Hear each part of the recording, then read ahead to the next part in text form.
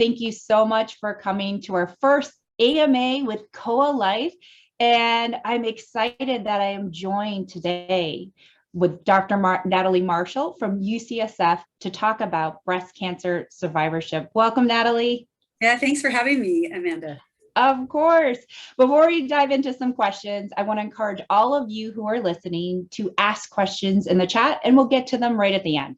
So, Natalie, before we started, want people to get to know you a little bit. What is one of your favorite fun facts?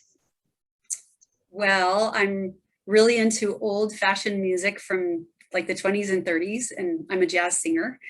And I like to sing to my patients, either when they're having a bad time, like let's say they're just having a bad day with their cancer or something else.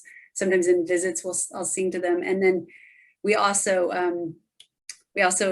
sometimes I'll sing to people when they're in the hospital, because sometimes you just need a lift that's not medicine related. I think singing and music can be medicine and healing for people. I wish I had you when I was going through everything. That is super sweet of you to do. On a more kind of serious note, oncology is a tough profession. What drew you to it? So I've personally been touched by cancer a lot. My family has a very strong history of cancer, including my mother and my father and all my grandparents. So I had a lot of people that have had cancer, and I understand what it's like to be a patient too, because I've had cancer twice. So I understand how helpless it can feel to be a patient. And so I think what empowered me to go into oncology, or made me really drawn to it, was the ability to have that understanding when I'm taking care of my patients, and maybe make that pathway for them just a little easier. Plus, I love the science of cancer, because we're making so much progress and so many things have been discovered since I've been an oncologist, which has been for 25 years. So it's pretty exciting to be in oncology for that reason too. Well, I feel your passion for it. It's definitely permeating through the Zoom. I want to dive in right into our topic today, which is breast cancer survivorship. As a survivor of breast cancer, I'm super passionate about this topic. I think that we just don't talk about it enough. And so I'm happy that you're here with us today to talk about this topic. And one of the first questions I have for you is really just, once a breast cancer survivor has gone through all the treatments and they're trying to figure out, what to do next, what are some of the most common questions you get from them, and what do you say to them? Yeah, that's a really good question. And I think that one of the most practical things that I can help my patients with is to think about what are the things that they can do. What do patients have control over? Because you don't have control over that you got cancer, and you don't have control over what treatment you needed. And it feels like a lot of stuff is being done to you. So in survivorship, what I like to help the patient understand or get to the point of is, what do they have control over? So you have control over about 5 things, maybe more, but 5 main things. You have control over what you eat.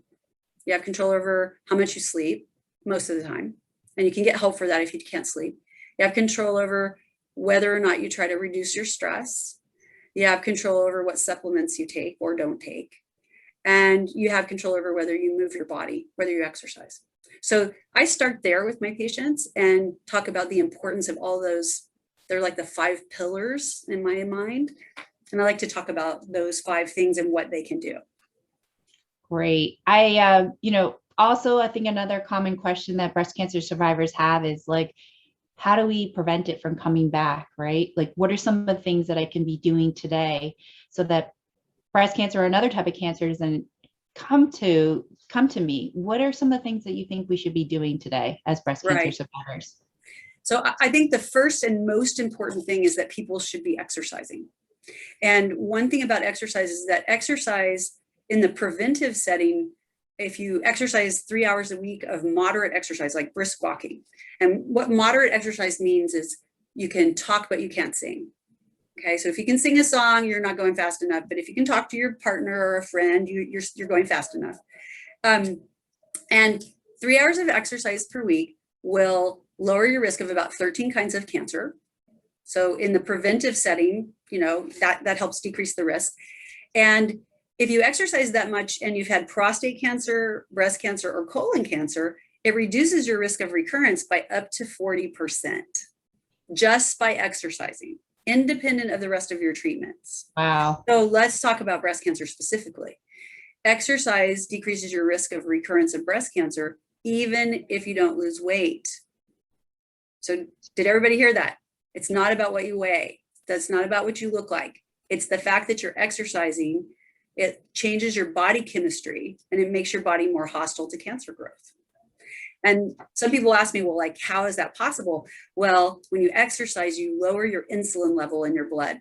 So everybody thinks that sugar feeds cancer. Well, sugar doesn't feed cancer. It's insulin that can feed some types of cancer. And when you exercise, you lower your insulin level and you increase your insulin sensitivity, and that can decrease your risk of recurrence. So that's the first thing that I tell all my patients to do. Now, exercise could be aerobic exercise like walking, but it's also recommended for everyone, whether they have cancer or not, like in the physical activity guidelines for Americans, or if you have cancer, all the cancer survivors of all types, to do 33 hours a week of moderate exercise, or you could do intense exercise for half as much, for an hour and a half a week, and two sessions of strength training per week, which is about 40 minutes of strength training to build muscle mass. And then that helps you do regular exercise better. I like how you say the strength building. You don't hear that a lot. I mean, I think when you look on the web and you hear about exercising, but you brought up strength training as something that's really important too. So I think that's great for everyone listening. Yeah, and for breast cancer patients specifically, strength training and resistance training lowers your risk of lymphedema. And if you have lymphedema, it actually lowers the severity of it and it can help it improve. So people that have breast cancer, have had breast cancer, should not be afraid of lifting weights or doing resistance training. It's actually really important for your overall bone health, and it helps prevent lymphedema and treat lymphedema. Great. What are some other things you think that people should be doing to be mindful and really keeping cancer at bay? So diet's huge. And this is something I would say almost all my patients ask me, what should I be eating? Should I become a vegan? Do I need to do keto? You hear all kinds of stuff on the internet. And there's no one right diet for every patient. But it's important to eat a plant, like lots of plants, fruits and vegetables, fiber. One thing that I like to tell my patients is not to juice, because juicing is something where you take the fiber out, and we weren't meant to eat 50 carrots. We were meant to eat 1 or 2 carrots, right? With the fiber and whatever vitamins are in there, phytonutrients, we call them. And so if you think a little bit is good, so you're going to do a lot and that's better, it actually can backfire on you, and it can be too much sugar, no fiber, that can mess up your bowel bacteria if you don't have enough fiber. But the other thing is that you can get too much of one nutrient, which can skew your body's cells to go in the wrong direction. And in some studies with supplements, of high dose supplements of certain things like beta carotene, which is in carrots, it actually increases the risk of certain cancers if you take supplements of certain things. So I tell my patients to eat the plant, eat the fruit or vegetable, and try to get most of your nutrition and even the micronutrients with your diet. So there's 2 diets that I recommend for cancer patients. One is the diabetes risk reducing diet. You can look that up online. And that is, it includes coffee. It includes fruits and vegetables, and fruits are not forbidden. You just eat the whole fruit. Nuts and seeds, polyunsaturated and monosaturated fat. So not too much saturated fat. So not too much red meat or processed foods, not too much sugar. And then there's also the not the diabetes, but the anti-inflammatory diet, which is kind of like the Mediterranean diet. And that's like more fish, more omega-3s, whole grains, fiber, not too much processed foods, not too much sugar. And that's kind of the diet that I tell my patients to eat, and they don't have to be extreme. Like they don't have to be vegan, but if they want to be vegan, it's okay. They don't have to do keto. There's no evidence in breast cancer that keto will be better than eating a healthy diet, as long as you're not eating like a lot of sugar and unprocessed carbs. I mean, processed carbs.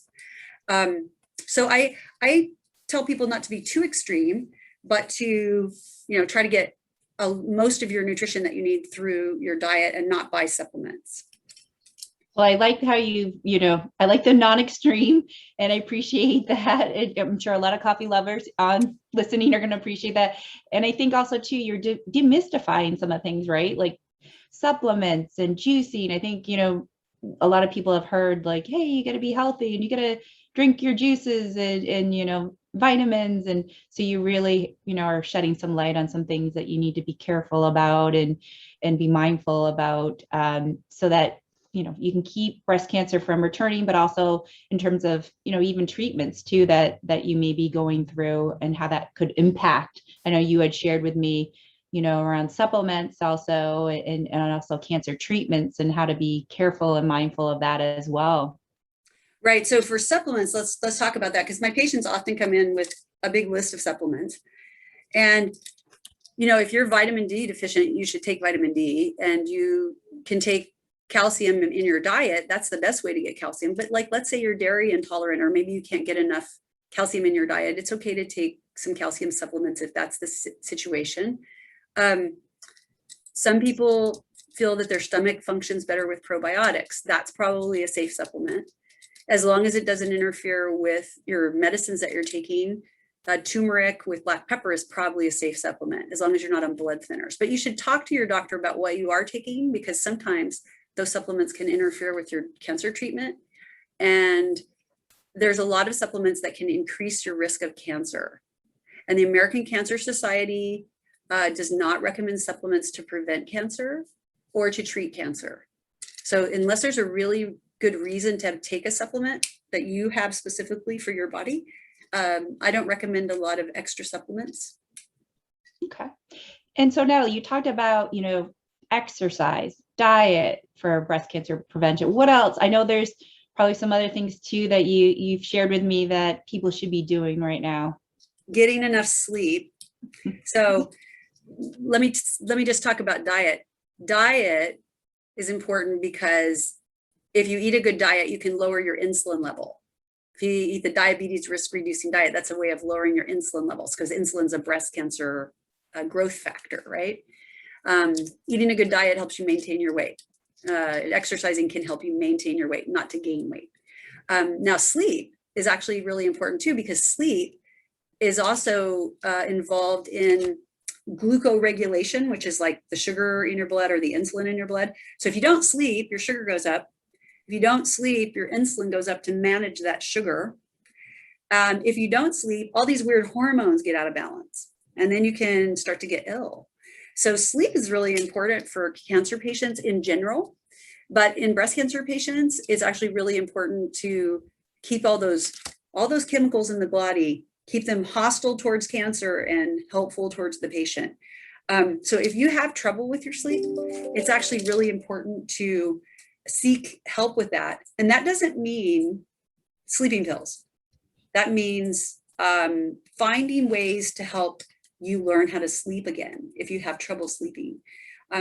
There's a lot of things we can do. And there's something called cognitive behavioral therapy for insomnia that was compared directly to sleeping pills and found to be better. And that's a program where they teach you how to sleep again and how to reset your circadian rhythm, so you can sleep on your own. But that's really important for cancer patients, especially breast cancer patients. That's good. And I feel like, with stress that, people that don't even have breast cancer or other cancers, it's just, trying to get a good night's sleep is so important to the body. And, you do hear people sometimes saying, I'm going to take a pill to help that. And just, the long-term effects of that, and thinking of ways to actually cope. And I know that's been a topic I've seen a lot, on boards, which is like, I can't fall asleep. And that's, disrupting my life and my eating pattern and just functioning daily. And how do I cope with it? And what are some of the ways to get around it? And so I feel like, that is something that people are battling with all the time, is how do I actually, get through sleep? Right. And, I think that one thing that people ask me about a lot, and I think there's actually a question in the chat about this, so I'll just answer it now. Yeah, great. Is melatonin. So melatonin is safe to take in low doses. Okay. So 1 to 3 milligrams of melatonin, and there's a sublingual preparation that you just put under your tongue and it dissolves. That seems to be the most effective one. That is fine to take for patients. If you take higher doses than 3 milligrams, it can actually interfere with your circadian rhythm, with the natural release of melatonin. But as we get older, our melatonin levels drop. So taking a little supplement of it at night is okay. For those of you out there that are taking sleeping pills, don't freak out. If you're taking sleeping pills because that's how you're getting sleep right now, that's okay. But it's best to find a way to help improve your sleep. There's lots of medical help for this. And get off the sleeping pills ultimately, because if you take them long term, there's problems with cognitive function. So it's worth seeking help with a sleep specialist or a cognitive behavioral therapist for insomnia to help you get off of sleeping pills. But it's okay to take them for the short run while you're going through cancer treatment or recovering from cancer treatment. Great. And Robert, thank you for asking the question. I want to encourage everyone else too to be like Robert and ask questions, because we definitely want this to be something that we're helping all of you, whether you've gone through breast cancer or any type of cancer. And also, I know there's a lot of people online that are just supporters of people that have gone through breast cancer and other types. So please keep the questions coming. Yeah. Yeah, we like this. So Natalie, what else? I know there's so much and we're running out of time, but I want to ask you, what is your last kind of preventative maintenance for, just making sure that we're healthy? I think stress reduction and connection. Okay. Those are kind of related. We aren't built to be isolated. And so if you're feeling really isolated, trying to seek out community or seek out connection with someone, because feeling isolated just raises your stress hormones. And stress is a very significant thing for patients who are battling cancer. Sometimes it's a significant thing that they had before they got cancer. And trying to just do practices that lower your stress response are helpful, because the stress response is that fight or flight stress response when you're battling something, which is kind of a modern day condition now. That's your sympathetic nervous system. And when it gets overwhelmed and overactive, and you don't ever have time to rest and digest the other part of our nervous system, the parasympathetic, when these are out of balance, what happens is the stress hormones raise your cortisol level, they raise your insulin level, they raise your sugar level. They make you chemically not in the best state to fight cancer. So if you have a really stressful life, finding practices you can do, whether it's deep breathing, yoga, meditation, talking to a friend, connecting with someone, prayer, there are different things for everyone. Not everything works for everyone. There's guided imagery. There's a lot of even free things on the web, free apps you can download that give you help. Finding some kind of stress modulator will be helpful to you. And then trying to connect with other people. And I think that's something survivors can do, is trying to connect and support each other, because it feels very out of control. And then if you can have some connection with someone who understands what you're going through, that can be a really helpful thing in lowering stress response too. That's why sometimes support groups are good. Yeah, I'm a big fan of that. I think the support groups definitely helped me once I found Bays, very young survivor. I was completely by myself and isolated, and having people that were going through what I was going through was just so helpful to kind of manage, that isolation and also stress of I don't know what I'm going to do next. And to have somebody that has already been through it help kind of shed some light and give me hope that there's, a future and what I can kind of see myself at the end. So I'm totally a big fan of support group. And like you said, connecting with people to make sure that the stress levels are going down. Well, Natalie, I wanted to ask you, around, giving back, and you talked about supporting one another with as survivors, but I know that you have built Survivor Strong. Tell us a little bit about that. Yeah, I'm an Olympic weightlifter in the masters division. I've never been in the Olympics. I'm just going to clarify, but I'm a masters division competitive Olympic weightlifter. So that's like the snatch and the clean and jerk, what's about to happen in the Olympics. And I was talking to my coach one day because I've been talking to my patients about exercise. I talk to them every single time I see them about exercise, or maybe every other time, but almost every time. And we were talking about like, how can we help people who have breast cancer and who have cancer in general strengthen their body and improve their muscle mass and improve their body composition to decrease their chances of recurrence. That's really what my goal was. So my coach and I, Dave Spitz, we developed this. It's an app. It's a strength training app, and it has 3 days a week of programming for strength training. For normal people could use it to lower the risk of cancer and to gain muscle mass, but it was specifically designed for survivors. And it has yoga twice a week for mobility. So what it's doing is that all the major muscle groups of the body, we're trying to build muscle mass and build strength. And then twice a week do mobility work to help the joints not get stiff and to help with range of motion.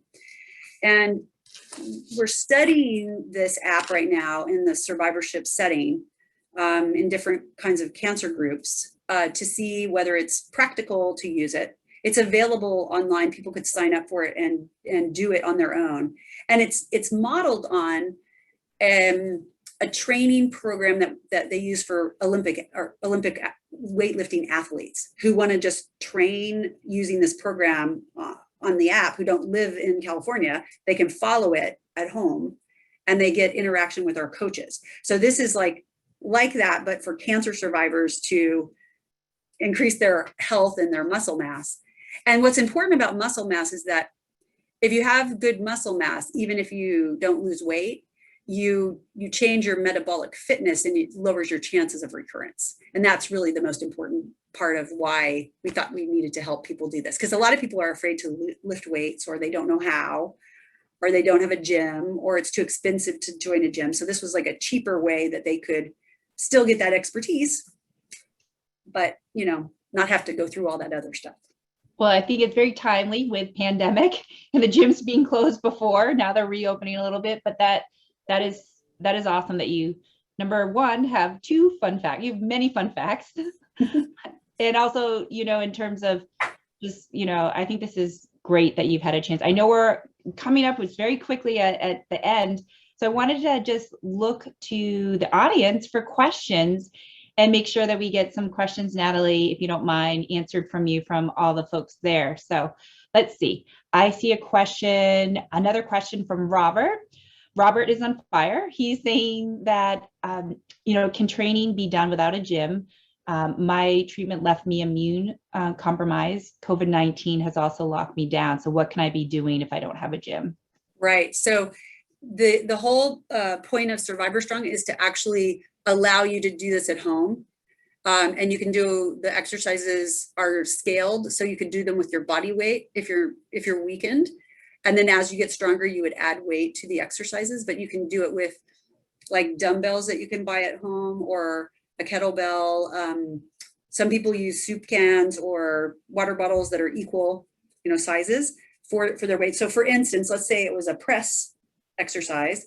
They might be doing it with just their arms like this at home in a chair, or they might add weight and use weight as they get stronger. And you track your progress. So you can see, like 6 months ago when I did this program, I was doing my arms only, and now I'm using 10-pound weights, or something like that. You can track your progress.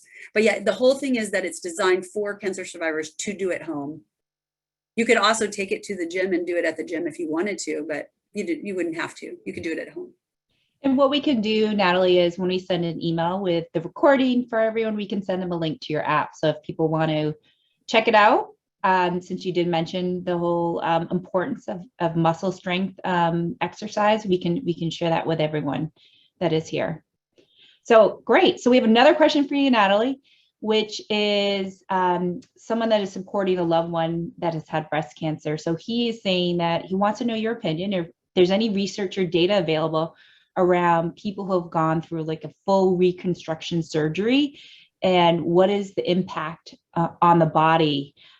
His wife has gone through reconstruction, been a survivor for 14 years, and she's now seeing some of the side effects the last couple of years from everything, you know, that she's been through for reconstruction. Is there what's your opinion? Is there research? Is there data? What are your thoughts there? So it's kind of individualized depending on what type of reconstruction, because there's reconstruction that's implant reconstruction, or there's reconstruction where the muscle is moved from the side of the body or from the stomach up to make the new breast. And then there's some where the muscles aren't moved. So it would really kind of depend on what type of construction that was. And I feel like reconstruction is hard. And I think it is maybe underestimated how long it takes people to recover. And I think that people can absolutely recover to very good function where they feel well and they don't feel compromised, and they can be strong. The very most important thing of reconstruction for the breast area is that shoulder and arm mobility are addressed by a physical therapist. And then the most important part is that after it's addressed and there's good mobility, that you maintain that over time by continuing to keep the mobility good in the upper body. As I said about exercise for cancer patients in general, when you exercise afterwards, even if it's just brisk walking, which most people who've had reconstruction can do brisk walking, it helps with cancer-related fatigue. It helps with anxiety. It helps with sleep. It helps with depression. Exercise also helps prevent lymphedema, like we talked about earlier. But it also helps people return to normal physical function. Because at the end of the day, what we want is we want a person to feel like they can function in a way that's acceptable to them and that's meaningful for them. And there's lots of illnesses, not just breast cancer, that can make us not be exactly like we were before. You know, not every survivor is going to be exactly like they were before, and they've also gone through this traumatic experience. But exercise and sleep and an anti-inflammatory diet and connecting and having support, emotional support, all of those things can help people come back to a very good quality of life and good function. But in her case, I would say exercise and good physical therapy are probably the two things that could really help her get back to the best function possible.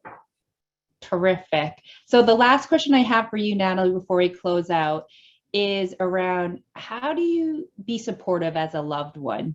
You know, like as somebody that has a loved one, right, or a friend or somebody that has a breast cancer survivor in their life, like what can they be doing to support these folks?